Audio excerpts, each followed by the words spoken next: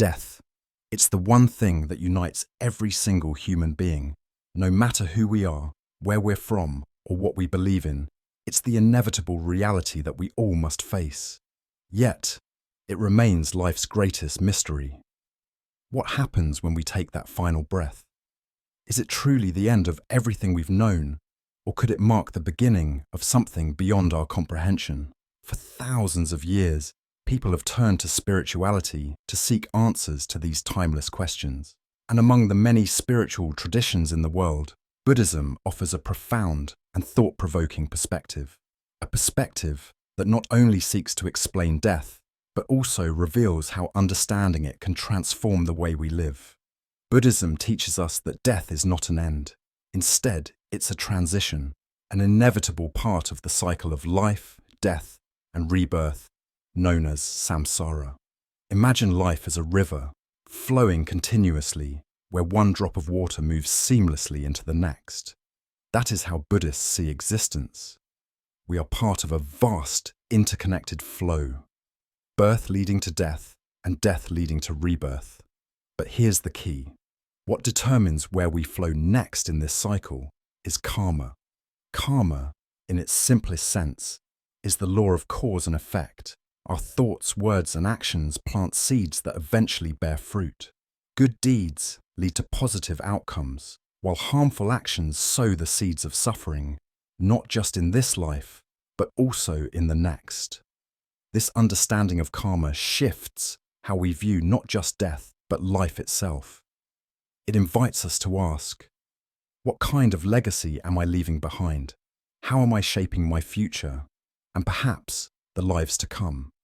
By taking responsibility for our actions today, we can create a better tomorrow, whether that's in this life or the next. For Buddhists, death is not something to fear.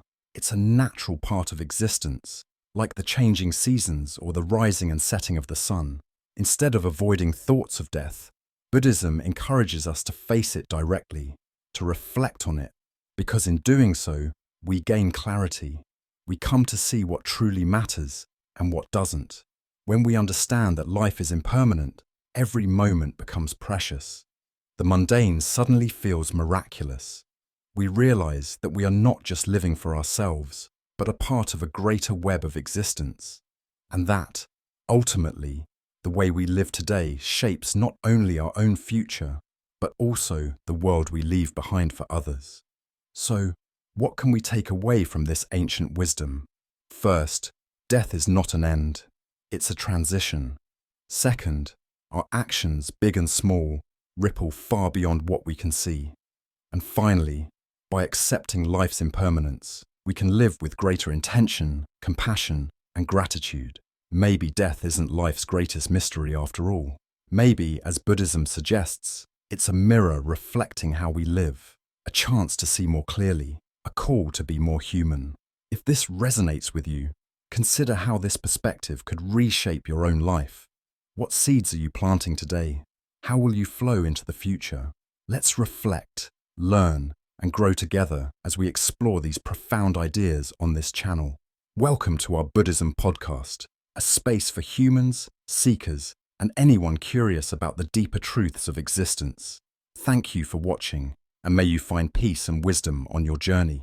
In Buddhism, death is not the final chapter of our story. It's not an ending at all.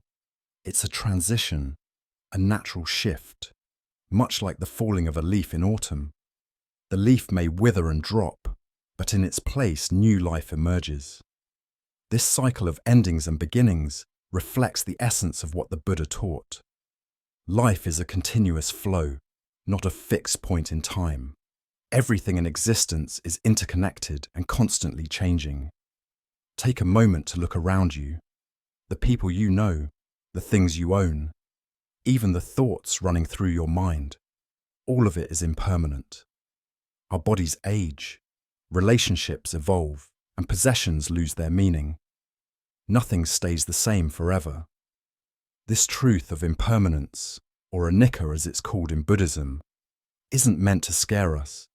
It's meant to wake us up to the reality of life as it truly is. So why does this matter? Why does reflecting on death and impermanence hold so much importance? Because so much of our suffering comes from resisting this natural flow. We cling to things, our achievements, relationships, material comforts, as though they'll last forever. But deep down, we know they won't. And this clinging, this refusal to accept the fleeting nature of life, is what causes pain. The Buddha reminds us that holding on too tightly to anything, our fears, our desires, our attachments, only leads to suffering.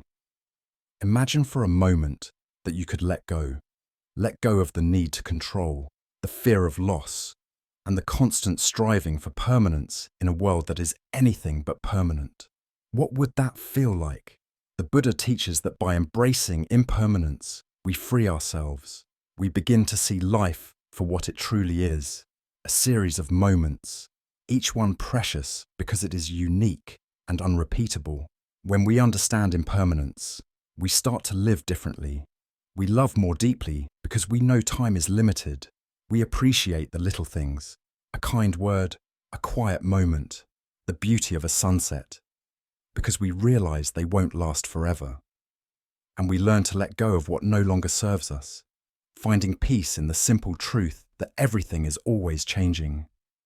Death, then, becomes less of a mystery and more of a teacher. It reminds us of the gift of being alive. It pushes us to focus on what truly matters, how we treat others, the actions we take, and the legacy we leave behind. In Buddhism, death is not something to fear, but something to reflect upon. By facing it with courage and wisdom, we can live with greater intention, compassion, and clarity. This perspective isn't just for Buddhists, it's for anyone who seeks to live fully and authentically. It's a universal truth that speaks to the very core of what it means to be human. To recognize that life is impermanent is to awaken to its beauty and fragility. As you go about your day, think about this. What are you holding on to? What fears or attachments are keeping you from living fully? And how might your life change if you began to accept impermanence, not as a loss, but as a gift? Thank you for being here, for reflecting on these teachings, and for taking a step closer to living with understanding and peace. This is the heart of our journey on this Buddhism podcast, a space for humans, for seekers, and for anyone ready to explore life's deeper truths. May you find clarity and compassion as you walk this path. Buddhism invites us to look even deeper into the nature of existence with the concept of anatta, or non-self. It's a profound teaching, one that challenges the way we usually think about ourselves.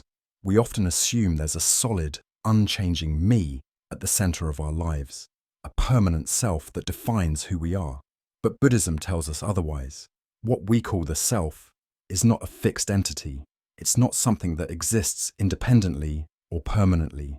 Instead, it's a collection, a bundle of constantly changing physical and mental elements. Think of it like this. Imagine a chariot.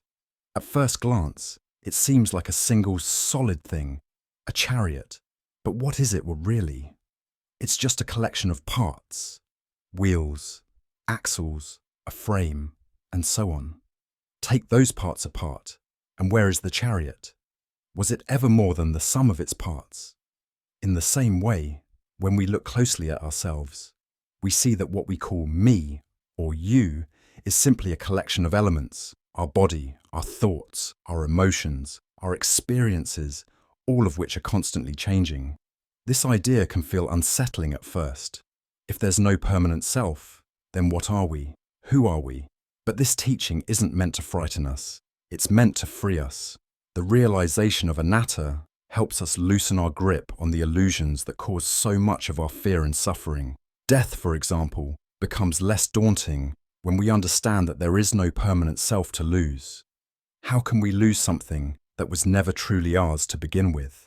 This teaching helps us see life with more clarity and less attachment. So much of our pain comes from clinging to our identity, to possessions, to relationships, to the idea of who we think we are. But when we realize that everything, including our sense of self, is impermanent and interconnected, we can let go. We can stop clinging to the illusion of control and begin to live with greater freedom and peace. This doesn't mean we stop existing. It means we start to see existence for what it truly is, a dynamic, ever-changing process. Our thoughts, emotions, and actions flow together like a river, shaping the present moment and rippling out into the future. Life becomes less about I and mine, and more about being present, compassionate, and aware of the connections that bind us to everything else. The teaching of anatta encourages us to live with humility and grace. It reminds us that we are not isolated beings, but part of a much larger whole. And by understanding this, we can face life and death with greater ease. There is no permanent self to fear losing, no me to hold on to. Instead, there is simply this moment, this experience, this opportunity to live with awareness and compassion. So, take a moment to reflect. What does the idea of anatta mean for you? How does it change the way you see yourself and the world around you? What would it feel like to let go of the idea of a fixed self and embrace the truth of constant change? Thank you for taking this journey with us. These teachings may challenge the way we think, but they also hold the key to profound liberation. This is the heart of our Buddhism podcast, a place for reflection, growth, and understanding. Let's keep exploring together. May you find peace and wisdom as you continue on this path. Let's dive into one of Buddhism's most fascinating and misunderstood teachings, rebirth. When people hear the term rebirth, they often imagine a soul leaving one body and entering another, like a spirit traveling from life to life. But in Buddhism, it's not about the transfer of a soul. Instead, rebirth is more subtle, more profound, and much closer to the reality of how existence unfolds. Think of it like lighting one candle from another. The flame on the new candle isn't the same as the first one, yet its existence depends on that first flame. There's a continuity, a connection, but no fixed or permanent thing that transfers.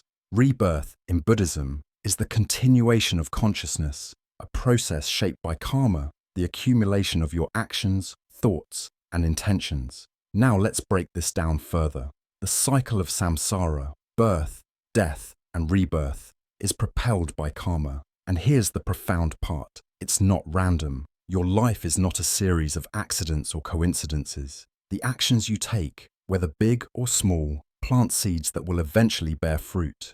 Imagine your life as a vast garden. Every choice, every intention, every action is like planting a seed. When you act with kindness, compassion, and mindfulness, you're sowing seeds of joy and harmony. Those seeds may flourish in this life, or they may bloom in a future existence. On the other hand, when you act out of anger, greed, or ignorance, you plant seeds of suffering, not as punishment, but as the natural result of your actions. This is the law of karma, cause and effect. What you do now ripples forward, shaping what comes next. But here's the beauty of it all. You have the power to shape your future. Your actions today influence what lies ahead, not just for you, but for those around you. Buddhism teaches us that while the past has brought us to this moment, the present is where we create the future. Every choice is an opportunity to cultivate goodness, to break free from harmful patterns, and to align ourselves with the path of wisdom and compassion. This perspective on rebirth isn't just about what happens after we die. It's also about how we live right now. In a way, we experience rebirth every day, every moment. Think about it. Who you are right now is not the same as who you were 5 years ago, or even 5 minutes ago. Your thoughts, your emotions, your body, all of it is constantly changing. Each moment is a chance to begin again, to create something better, to move closer to the peace and freedom we all seek. So, what does this mean for you? It means that your actions matter deeply. The way you treat others, the way you respond to challenges, even the way you think about yourself. All of it is planting seeds for the future. It's an invitation to live intentionally, with awareness of the ripple effects of your choices. You don't have to be perfect, but you do have the power to make meaningful changes, to sow seeds of kindness, wisdom, and compassion. Rebirth isn't about fearing what comes next. It's about recognizing the incredible potential you have right now. Each moment is a chance to shape your path, to plant the seeds of a brighter future, not just for yourself, but for everyone connected to you. Take a moment to reflect. What seeds are you planting today? How are your thoughts, actions, and intentions shaping your life and the lives of others? The cycle of samsara is vast and complex, but the choices you make now have the power to transform it. Thank you for exploring this profound teaching with us. This is the essence of our Buddhism podcast, a space for humans to reflect, grow, and uncover life's deeper truths.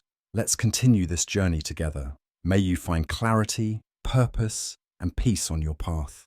Karma. It's a word we hear often, but do we truly understand its meaning? In Buddhism, karma isn't about punishment or rewards. It's not some cosmic system keeping score. Instead, karma is the law of cause and effect, a universal truth as precise and impartial as gravity. As the Buddha taught, what you think, you become. What you do, you inherit. These words hold a profound truth. Your thoughts, your intentions, and your actions ripple through the fabric of life, shaping your experience. Imagine two people donating to charity. Outwardly, their actions appear identical, a simple act of giving, but beneath the surface, their intentions tell two very different stories. One gives from the heart, driven by compassion and the desire to help those in need.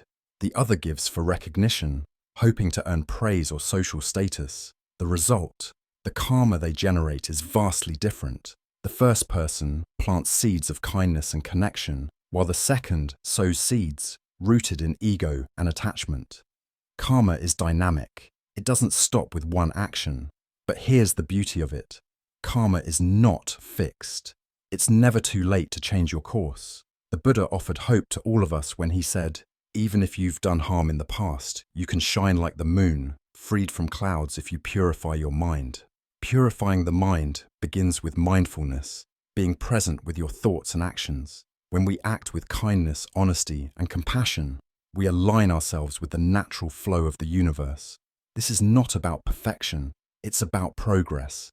Each moment gives us an opportunity to pause, reflect, and make choices that lead to a better path, for ourselves, for others, and for the world around us. So, remember, karma isn't a system of rewards and punishments. It's a reminder that every thought, every action, every intention leaves an imprint. By choosing wisely, by cultivating goodness, we can create a ripple effect that transforms not just our lives, but the world itself. Let us be mindful of the causes we set into motion. Let us live with intention, with compassion, and with the understanding that every moment is a chance to shine like the moon, free from the clouds of ignorance and harm. Rebirth, the endless cycle of birth, death, and rebirth. What Buddhists call Samsara.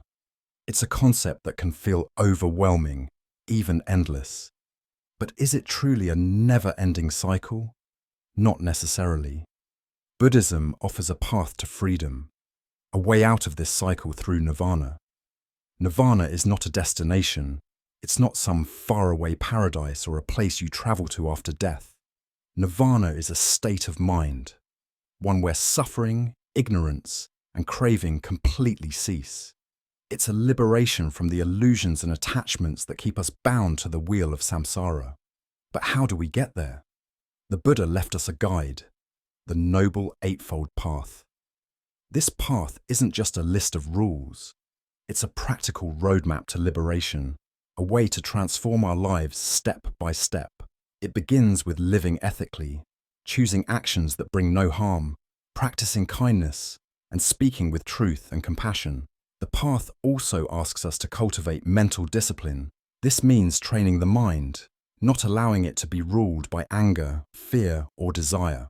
Through mindfulness and meditation, we learn to observe our thoughts without judgment and to see things as they truly are, free from distortion. Finally, there's wisdom, the understanding of the nature of reality. Wisdom isn't just knowledge, it's a deep insight into the way things truly work, especially the understanding of impermanence, suffering, and the absence of a permanent self. This journey isn't easy. It requires effort, patience, and persistence. But liberation is possible. The Buddha reassures us. Even a drop of water can wear away stone with persistence. This teaching reminds us that even small, consistent efforts can lead to profound change. Each moment we choose mindfulness over distraction, compassion over selfishness, or wisdom over ignorance, we take a step closer to nirvana. So, is rebirth a never-ending cycle? Not if we choose to break free. The path is there, waiting for us to walk it. It's a path that leads to ultimate freedom, a freedom from suffering, from attachment, and from the illusions that keep us trapped. Every one of us has the potential to reach this state. The journey begins not in some distant future, but right here, in this very moment. Let us take that first step. Let us walk the path. Preparing for death is one of the most profound ways to live fully. It begins by embracing mindfulness, being present with every moment. Mindfulness meditation, particularly maranasati, or mindfulness of death, is an incredibly transformative practice. Reflecting on death isn't morbid. In fact, it brings life into sharper focus, making every experience more vibrant and meaningful. When we deeply understand the impermanence of life, the small, trivial worries that often consume us start to fade away. Instead, we find clarity. We begin to prioritize what truly matters, our relationships, our values, and the legacy we leave behind. Another powerful practice is cultivating merit. Merit is the spiritual energy we generate through acts of kindness, generosity, and ethical living. Every kind word, every compassionate act, every moment of selfless giving contributes to this energy. It's like planting seeds that will grow into a beautiful garden, not just for this life, but for lives to come. The Buddha himself said, "If people knew the power of giving, they wouldn't eat without sharing." This reminds us that even the simplest acts of generosity have a profound impact, not only on others, but on our own spiritual path. Giving and helping others enriches the soul, creating a foundation for a peaceful death and a favorable rebirth. Compassion, too, holds immense power. When we cultivate a heart full of love, free from anger, resentment, and regret, we approach death with peace. This peace isn't just for ourselves. It radiates outward, touching everyone around us. A compassionate heart softens the fear of death and transforms it into an opportunity for connection, forgiveness, and love. To live mindfully is to prepare for death. To cultivate kindness and compassion is to prepare for death. These practices aren't about avoiding death. They're about embracing it as a natural part of life. When we do, we create a profound sense of freedom. So reflect on death not with fear, but with wisdom. Use it as a guide to live more fully. Focus on the things that truly matter. Acts of kindness, moments of love, and the quiet, profound beauty of simply being present. In this way, when the time comes, we can meet death with a calm mind and an open heart. And through this, we not only find peace for ourselves, but inspire those around us to live with greater mindfulness and compassion. This is the path to a life and a death of meaning and purpose. Let us walk it together, step by step. Death, in the teachings of Buddhism, is not an end. It is a teacher, a profound reminder to live fully and mindfully in the present moment. Rather than something to fear, death is an invitation to cherish life, to see its beauty, and to embrace the opportunity to plant seeds of kindness, wisdom, and compassion. Every breath we take, every step we walk, every thought we cultivate is a moment to shape not just our own lives, but the lives of those around us. Death, in its quiet inevitability, reminds us of the preciousness of now. It urges us to let go of distractions, to stop chasing what is fleeting, and to focus on what truly matters, the love we give, the compassion we show, and the wisdom we cultivate. The Buddha's words carry an enduring truth. All conditioned things are impermanent. Strive on with diligence. These words are not just about facing death, they are about living. They remind us that nothing lasts forever, and because of this, every moment carries immense value. Impermanence is not a curse, it is a gift. It teaches us to appreciate the present, to love more deeply, and to live with a sense of purpose. When we understand death, we begin to see life differently. The things we once thought were important, material possessions, status, fleeting pleasures, lose their grip on us. Instead, we start to value experiences, connections, and inner growth.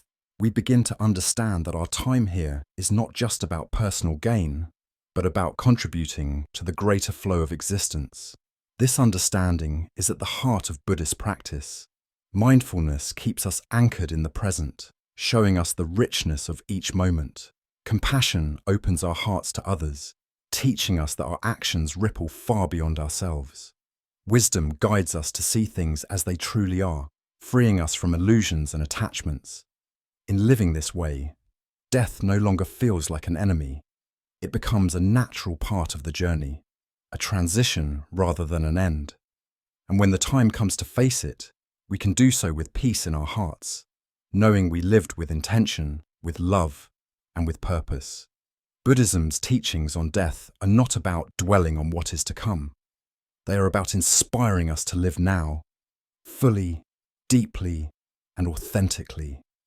They remind us that life is fleeting but profound, brief yet filled with infinite possibilities to grow, to love, and to liberate ourselves from suffering. In understanding death, we find the courage to embrace life, and in living fully, we honor the gift of this existence, leaving behind a legacy of kindness, wisdom, and compassion for the world.